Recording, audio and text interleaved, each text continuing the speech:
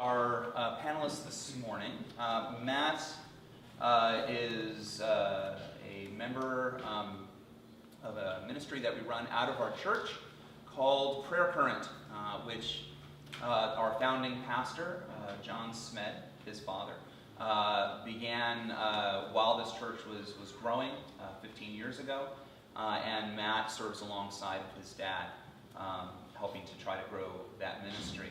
He's also a member of Grace Vancouver Church. He attends here. And he's also a tenant at More Than a Roof. And that's part of the reason, the main reason why we really want to speak to him this morning. Matt, if you could explain to us first, what is More Than a Roof and this place that you live at? And then we'll go from there. More Than a Roof Housing is a housing society. There's many housing societies in BC that are seeking to provide care for those who are in transition, who've lost housing, some who are experiencing homelessness or hard to house, or being put into rooming homes. That rooming houses sometimes have one bathroom to share with 8 people, facilities that aren't clean, things like that. That's a huge problem in Vancouver with the price of rent being so high. Makes it even worse.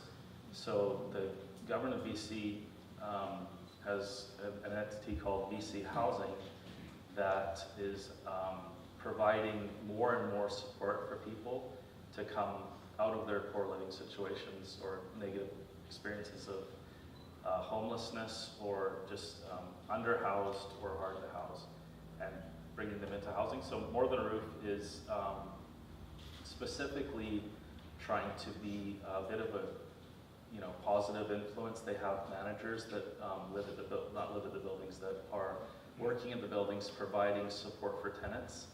And so I live in one of the supportive housing units at Candela Place, and there's a manager there 9 to 5 Monday to Friday, and then there's also a mental health worker, works with Coast, and there's about 40% of the tenants in our building are under Coast Mental Health. So the rest of us are on our own single units, very clean, very new building. It was built in 2002. It's really a privilege to live there, and it's much better than the basement suite I was living in previously. So, and I think it's just a great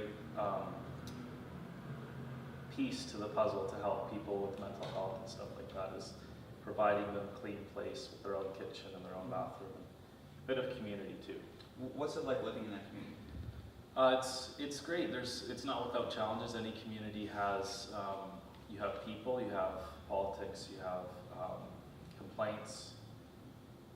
Overall, it's a blessing, especially first moving in there. There's a lot of love and care put your way, so I had a lot of events happening, and I wasn't really used to that. So I have events happening in my building, a barbecue is going on, and then a sign language class, and then there would be a breakfast event, a coffee event.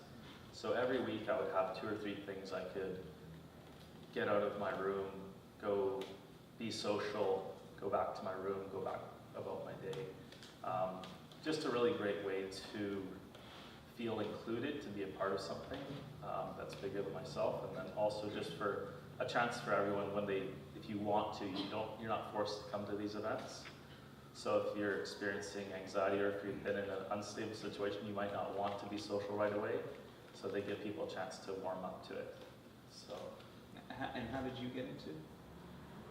How did you get into where you live? I was invited into More Than a Roof from a friend who was one of the managers. Yes, one of the managers of Angel. Okay. Well, what sort of things have you been supported in since you've been there? How long have you been there now? I've been this time. I lived at Candela Place previously in 2005 for 9 months, and then I moved out and didn't know if it was for me. And this time in 2009 I moved back in, and I've been there for actually 2009, 2010. Yeah, it's a while now, so maybe 6 years. Yeah. 6 years. My math isn't that good either, but it sounds about 6 years. Yeah, and what kind of things have you been supported in the 6 years that you've been there? Well, I could say the experience that I've had in being in Morgan Roof has been one of togetherness. So there's one thing I would say is that there's grace for others. Grace is extended your way to come into the community and to be a part of things. And then there's a demonstration towards the tenants, towards myself included, of a heart of service, a heart of commitment, something that I'm committed to help you in your path, to help you grow, to be believable that I'm a person who will extend myself to you. And so that's on the staff's part. To me, I was seeing someone that was committed to me, who wanted to help me grow. And I think that spirit of serving, sort of like, we're here to serve you, how can we help you, achieve things in your life? And so that was my initial experience there. Could you be specific? Where have you been involved in service there? I have been involved in lots of different capacities. We have a store, and we basically open up for tenants 3 or 4 days a week. There's free coffee provided. That's kind of like the attraction, so people come in. And then there's like chocolate bars. Especially in Vancouver. Yeah. Chocolate and coffee in Vancouver. Pretty much chocolate bars. Pop, there's pop at 75 cents. So if you know, like, across the street 7-Eleven, it's about $1.50. Yeah. So actually half the price. So that's one thing. I used to manage a coffee shop, and I've worked at coffee shops for years and years. So I try to help. I have tried to help create an atmosphere there, so it's more friendly. People come down and say hi, and get another opportunity for people to come outside, get outside of themselves. And what would you say that you've learned in the 6 years? 6 years that you've Okay, I have a scripture verse. This is like, I don't want to be hard on anyone, but this is something I feel is good for me. It's Proverbs 15:19, and it says, "The way of a sluggard, like a lazy person, seems to be a hedge of thorns, but the way of the upright person is a level pathway." I think there's really something to be said for the need to constantly get outside of yourself. It's like an emergency. So for the folks who are first in the mental health housing, or they come to Northern Roof for the first time, they might not need that message right away, but the person who's caring for them, it's like a guiding light to remember that it's not supposed to be this way. People aren't supposed to be very inactive, isolated in their rooms, and the problems that people experience in the negative housing situations often creates a picture that's not as beautiful as it could be. So yeah, the first thing I would say is decay sets in life. Decay is a part of life. Things don't just naturally grow. I know that's true. After experimenting with that, I'll just try and do nothing and see what happens. Basically, yeah, so first thing, decay is a part of life. The second thing is action is needed to get out of that. So that's where it's difficult for a lot of people, because you can't force anyone to take action. You can't push people past what they're comfortable doing.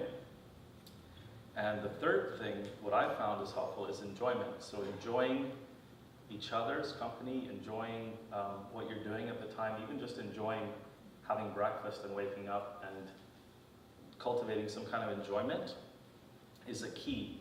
And I think this is a key that I've seen brings growth, because it can bring togetherness, it can make it easier to take those actions. So that's what I would say for that one. And I mean, you've told me that you've felt that God has certainly had a purpose for you being in this space and being in this place in your life. You want to elaborate on that? What do you think God's purposes are for you, maybe for this community, these people together? What do you think God's doing?